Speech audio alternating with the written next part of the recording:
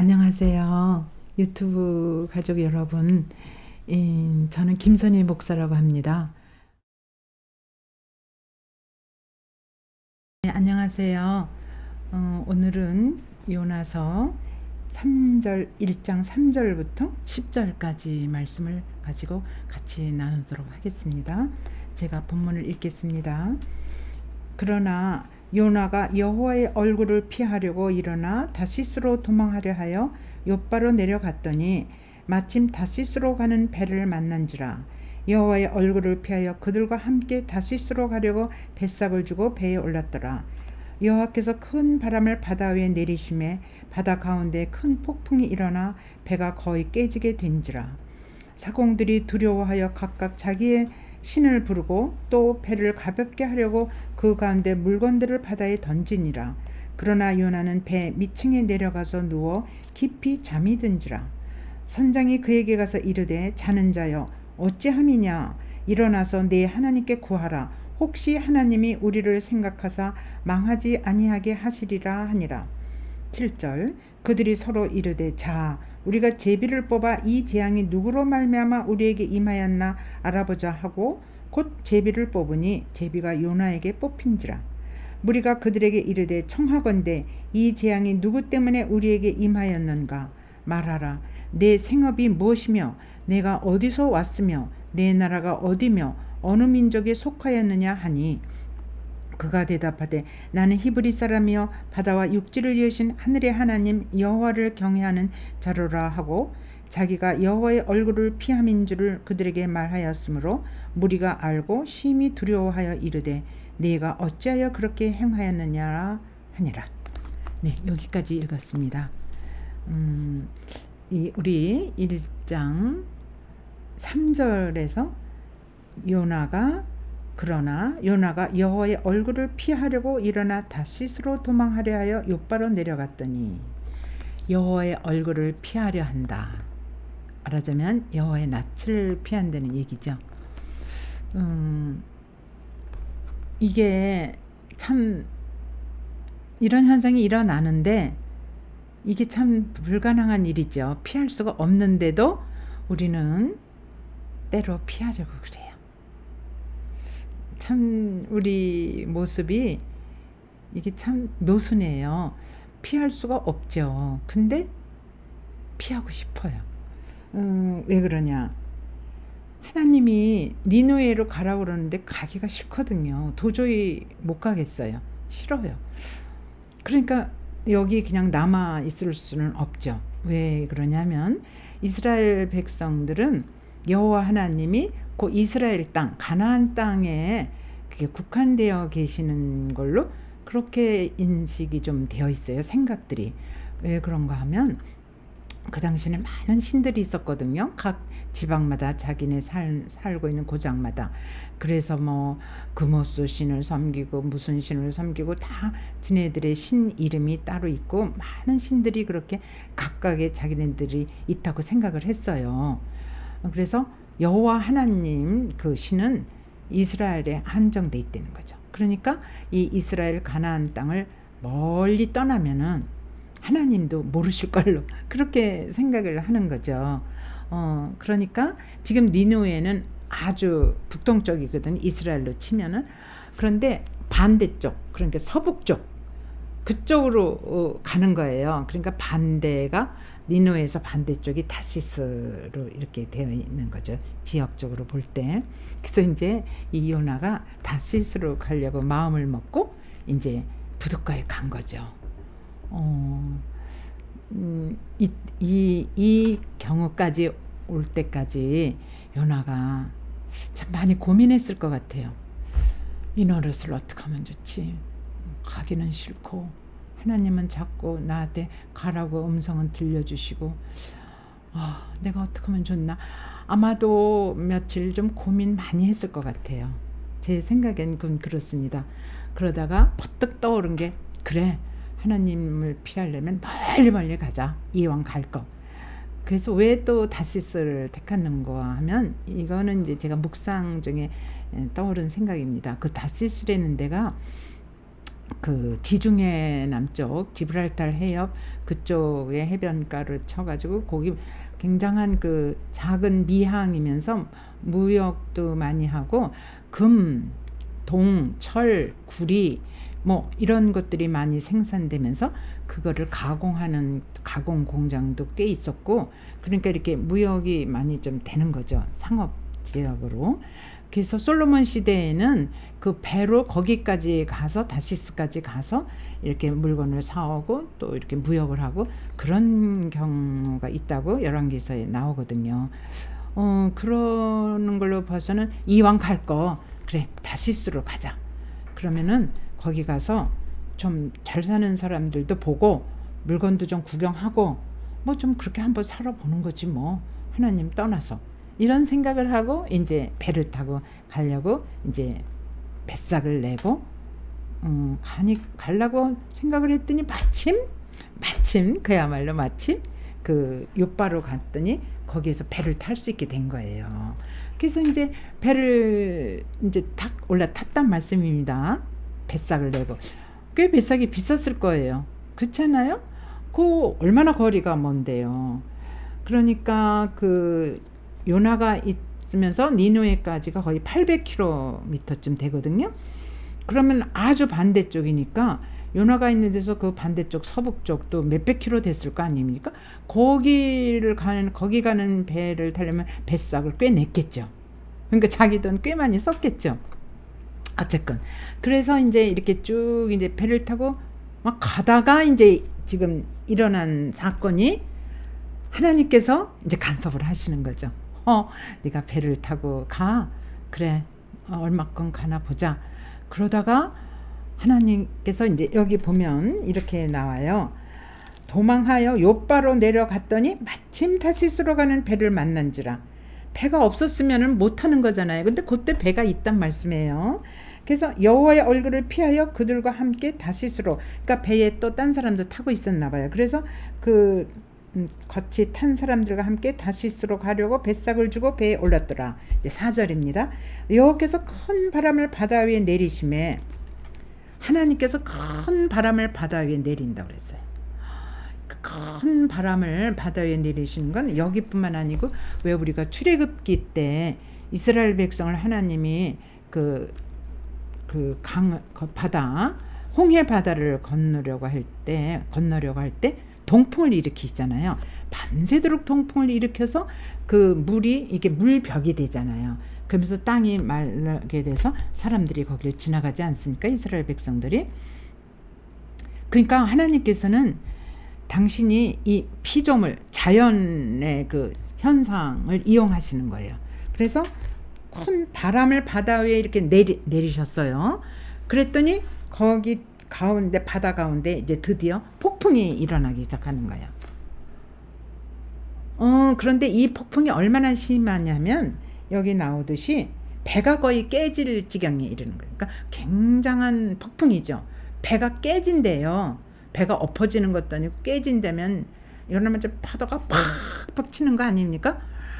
그 정신을 못 차리는 거예요. 배에 탄 사람 모두가, 선장뿐만 아니라 거기에 배 같이 탄 사람들 요나 포함해서 띠뚝띠뚝 정신을 못 차리는 거죠. 그거를 우리가 이렇게 물리적인 현상만으로도 짐작이 가지만 하나님께서 대폭풍을 바다 한가운데 일으키셨다. 그래서 사람들이 쩔쩔매고 정신을 못 차린다. 그렇다면 이런 현상을 오늘 우리의 지금 상황에서도 만나고 있다고 생각이 좀 들지 않습니까? 이 무서운 코로나가 무슨 대변이 바이러스로 인해서 지금 점점 퍼진다 그러면서 꼼짝을 못하게 만들잖아요. 참 여러분도 답답하시고 저도 엄청 답답해요. 어떻게 움직일 수가 없잖아요. 그렇죠? 그러니까 그 하나님께서 그 상황에 따라서 일으키시는 그 모든 현상이 우리가 볼 때는 이 성경 말씀에 비춰보면은 우리가 어떻게 할 수 없는 지경까지 그렇게 하나님이 이렇게 몰고 가시는 것 같아요.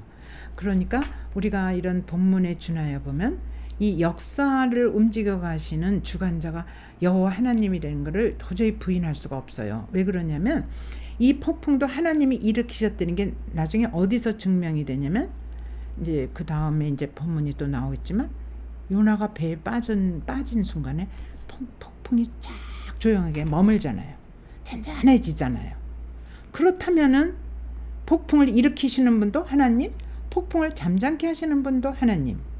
그러면 우리 저기 신약에 가서 마태복음 8장에 보면 막 바다에 저기 갈릴리 호수에 막 풍랑이 일지 않습니까? 그래서 예수님께서 배 끝에 그 선미에 고물에 누워서 주무시는데 막 파도가 치니까는 그 제자들이 죽겠다고 막 예수님을 깨우면서 우리가 지금 죽게 됐는데 예수님은 어떻게 그렇게 배 끝에서 주무실 수가 있느냐고 우리 죽게 됐다고 막 그러니까 어떻게 돼요? 예수님이 거참 믿음이 적은 자들아 그러면서 바다에 잔잔해지라 하시는 순간에 파도가 멎잖아요. 그쵸?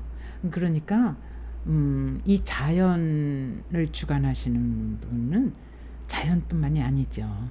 이 모든 우리 역사의 현장에 일어나는 사건마다 현상마다 거기에 어떤 분이 지금 개입하고 계시냐면 여호와 하나님이 개입하고 계시다는 거죠. 지진이 막 일어나는 경우는 이건 더 말할 것도 없죠. 그 지진 앞에 인간이 무슨 일을 할 수 있겠어요? 뭘 움직일 수가 있겠어요? 꼼짝없이 그 지진 앞에 두 손을 들 수밖에 없지 않습니까? 얼마 전에 그 중국에 홍수가 1000년 만에 그렇게 큰 홍수가 져가지고 전철 지하철에 타고 있던 많은 사람 500명 가까이가 물에 잠겨서 헐떡헐떡하는 그 막 그런 장면을 신문에서 봤거든요. 여러분도 아실 거예요. 그러니까 하나님께서는 얼마든지 이 자연이 피조물이잖아요.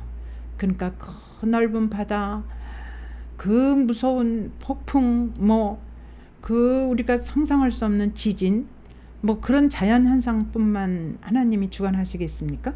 전쟁도 하나님 손 안에 있죠. 하나님이 전쟁을 일으키셔서 수많은 사람들이 죽을 수밖에 없고 정말 인간이 상상할 수 없는 그런 대전쟁도 거기에 하나님이 주관하시는 거죠.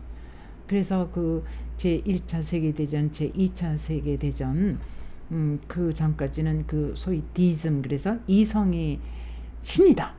하나님은 멀리서 이렇게 창조만 해놓으시고 이렇게 바라다 보시는 거지 역사에 구체적으로 개입 안 하신다.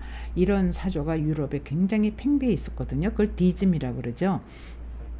그런데 하나님께서 세계 제1차 대전, 2차 대전 일으키고 나서 수많은 인명이 피해를 입고 죽게 되고 그랬을 때 그 디즘이라는 사조가 서서히 사라지게 되죠. 그리고는 인간이 도대체 뭐냐, 이 엄청난 하나님의 그 무서운 손길 앞에 아무것도 아니잖아요. 그래서 다시금 새로운 철학 사조, 그 이후에 그래서 실존주의며 이런 사조가 생기지 않습니까? 그렇듯이 사실은 우리가 몰라서 그렇지 이 역사의 진행자는 하나님이십니다. 오직 그분 한 분이십니다. 우리가 많은 신들을 믿고 따른다고 하지만 그 신 위에 주관자로 계시는 게 여호와 하나님이십니다. 그래서 그 기독교에서 얘기하는 역사 사관은 직선입니다. 하나님께서 창조의 역사를 일으키시고 그 다음에 인간이 죄를 져서 타락을 해요. 그래서 하나님이 구원 역사를 쭉 일으켜 가시고 그 다음에 마지막 종말론 하나님의 심판과 함께 새 하늘 새 땅, 그래서 이걸 요한계시록에서 말씀하고 있지 않습니까? 그래서 직선상으로 진행되고 있는 역사의 사관, 이런 게 불교에서 얘기하는 윤회 사관하고는 많이 다르죠. 그러면서 그 수십억의 인구를 만들어내시고 그들이 살다가 죽고 또 그 다음에 또 자손이 이어져서 살다 죽고 그렇게 하지만, 그러나 그 한 인간을 하나님의 형상으로 만들어서 이 땅에 그 시대에 살게 하는 그 모든 일, 그 일을 끊임없이 하고 계신 분이 지금도 여호와 하나님, 그분은 창조의 역사를 지속하고 있고 역사는 그분 손 안에서 진행된다는 것을 우리는 오늘 이 폭풍 사건에서도 다시 한번 우리가 생각할 수가 있습니다. 네, 그 다음을 보겠습니다. 그래서 큰 폭풍이 일어나 배가 거의 깨지게 됐습니다. 그럴 때 이제 사공들이 너무 두려워가지고 벌벌 떨면서 이제 갖은 수단을 다 해보는 거죠. 그러니까 뭐 가지고 있는 화물, 물건 다 바다에 던지는 거죠. 어쨌든 살아내야 되니까. 그런데 이 파도가 멎지를 않는 거예요.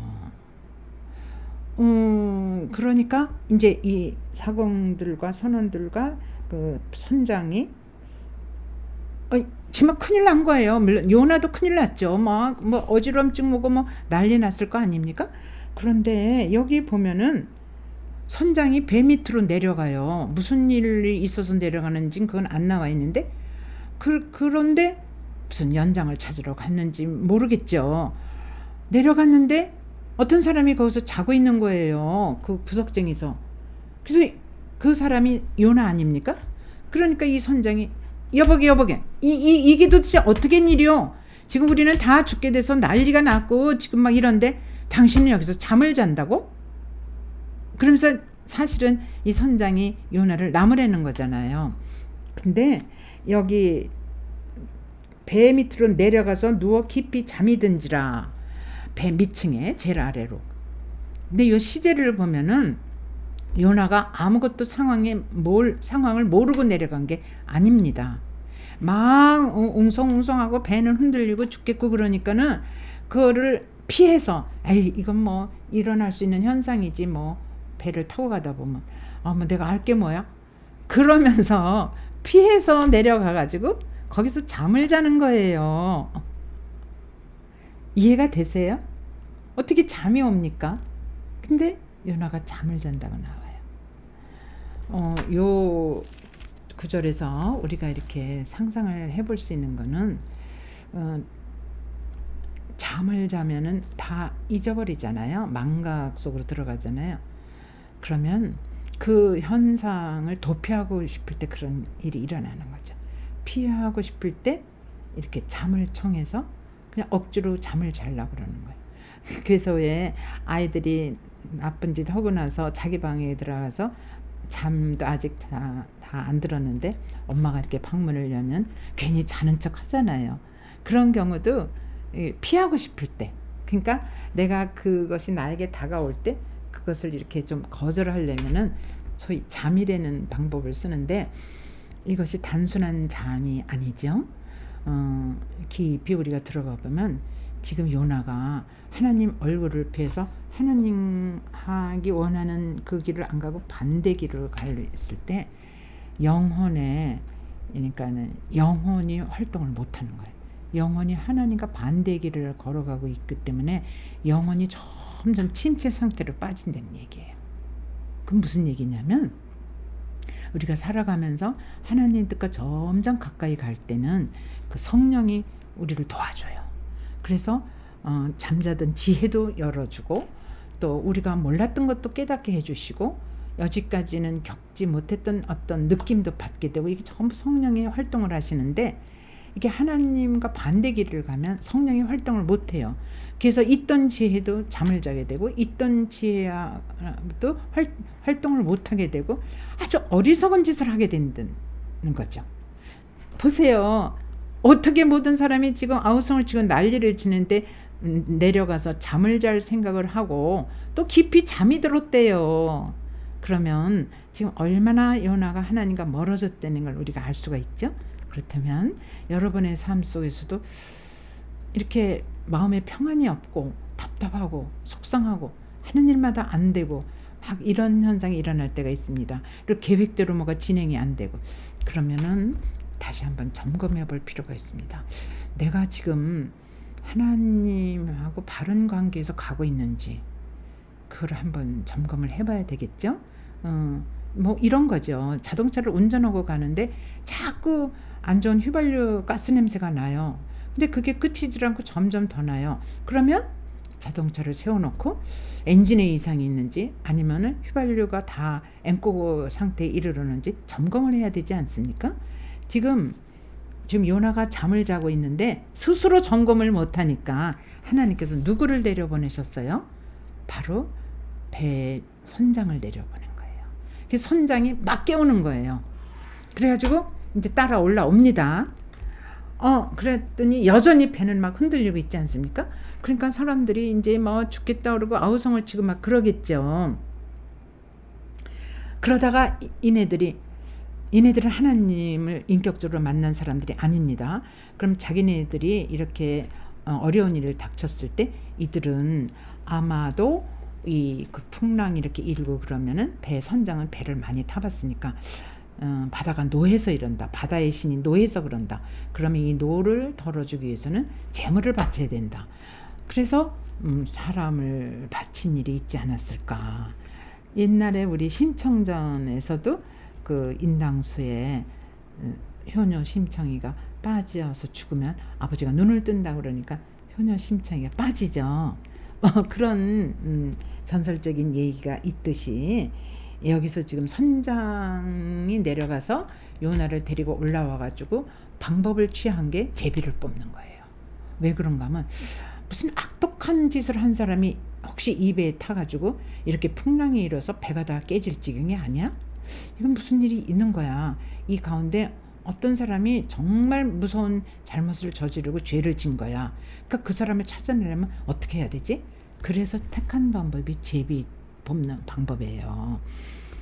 그래가지고 이제 제비를 뽑았습니다. 그랬더니 누가 걸렸어요? 딱 요나가 걸렸잖아요. 이제 드디어 하나님이 콱 충격요법을 쓴 거죠. 요나한테. 그때로부터 이제 요나가 뽑힌 다음에 선장이 물어요.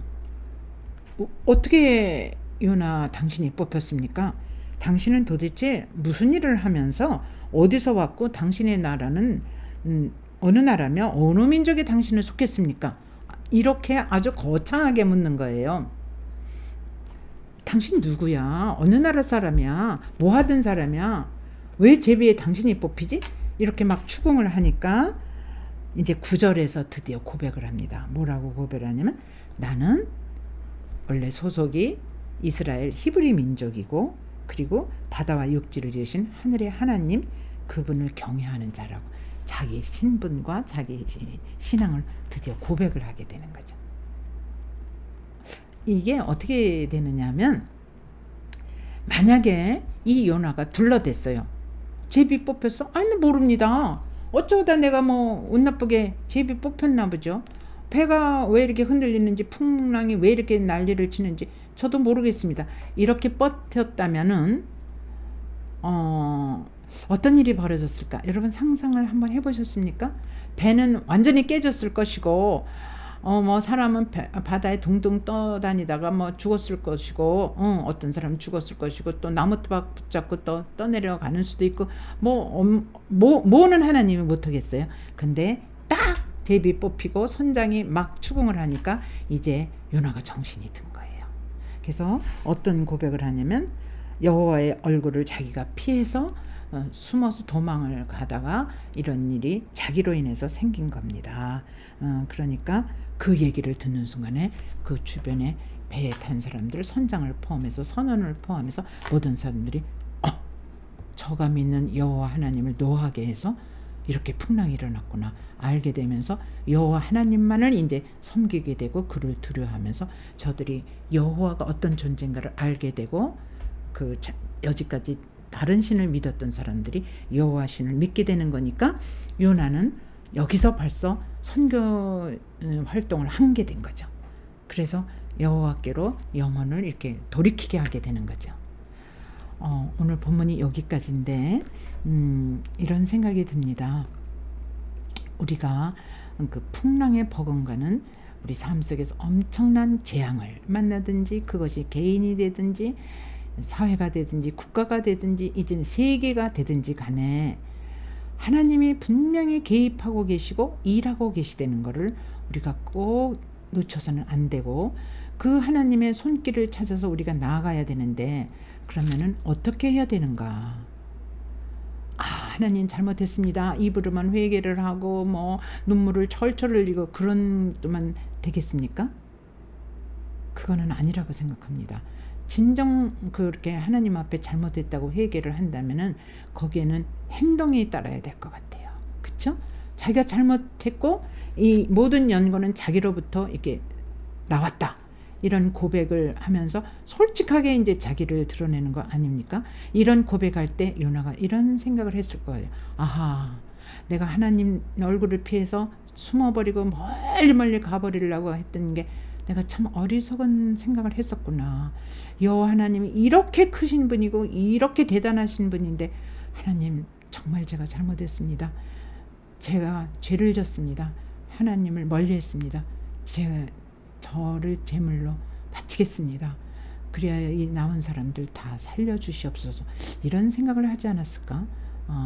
그래서 그 다음 일이 진행된 것 같아요. 이제 요나는 죽기로 작정하고 모든 걸 내려놓고 이제 자기 생명을 자기 것으로 여기지를 않고 이제 내려놨습니다. 그래서 우리도 어떤 예기치 않은 그런 큰 재앙이라고 할까? 이런 거 또 개인에게도 엄청난 일이 생겼을 때 무릎을 꿇고 존전하여 하나님 앞에 자신을 보고 그리고 상황을 보고 그리고 하나님을 다시 한번 바라다 볼 수 있는 여러분들 되시기를 또 저도 그렇게 되기를 간절히 기원드립니다. 네, 기도하겠습니다. 여호와 아버지 하나님, 오늘 대폭풍 속에서 쩔쩔매면서 인간이 아무것도 할 수 없는 절대절명의 이 기막힌 비참한 상황 속에서 아버지 선장과 그리고 그 배에 탄 모든 사람들과 아버지 요나에게 하나님이 무언의 엄청난 말씀을 하고 계신 것을 엿보았습니다. 오 아버지 하나님, 하나님의 이 폭풍은 하나님의 크신 손길입니다. 하나님이 일하시는 모습입니다. 아버지, 이렇게 엄청난 하나님의 능력과 그 일하심의 모습을 볼 때 다시 한번 주님 앞에 존전하여 무릎을 꿇습니다. 하나님, 오늘의 이 코로나 사태를 향하여 하나님 앞에 간절히 기도합니다. 하나님, 이 민족을 불쌍히 여겨주시고 이 나라 이 백성의 잘못을 아버지 부족한 종이 이 자리를 빌어서 아버지 회개 기도를 아버지 앞에 드립니다. 우리나라가 그동안 너무너무 잘 살아왔고 교회가 융성해졌고 많은 그 세계적인 경제 수준에 올랐고 아버지 정말 우리에게 터지도록 엄청난 복을 내려주셨습니다.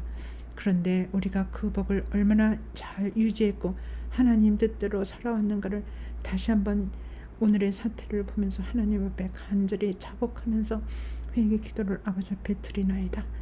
주여 불쌍히 여겨 주시옵소서. 우리의 잘못을 용서해 주시고 아버지 우리나라뿐만 아니라 온 세계에 이렇게 무섭게 번져나가고 있는 눈에 보이지 않는 하나님의 이 무서운 손길의 재앙 앞에 아버지 모두가 다시 한번 그 크신 여호와 하나님의 그 능력과 아버지 그 손길과 그 일하심 앞에 조용히 하나님을 다시 한번 바라다 볼 수 있는 모든 백성과 모든 인류와 우리 각자가 되기를 간절히 기도합니다. 하나님,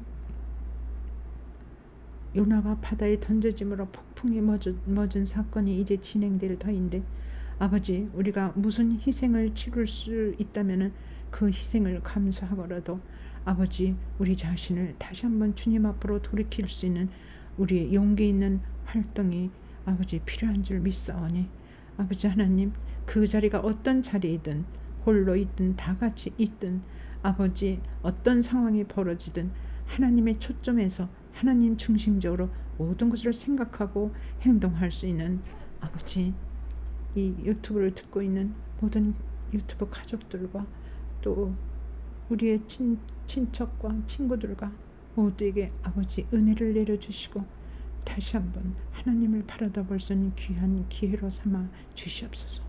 하나님이 어떤 말씀을 하시더니 그 말씀 앞에 귀를 기울일 수 있는 우리 모두가 되게 하여 주시옵소서. 하나님께서 이 기도에 크게 귀를 열고 들어주실 줄 믿고 아버지, 모든 말씀 우리 구주 예수 그리스도의 이름 받들어 간절히 기도드리옵나이다. 아멘.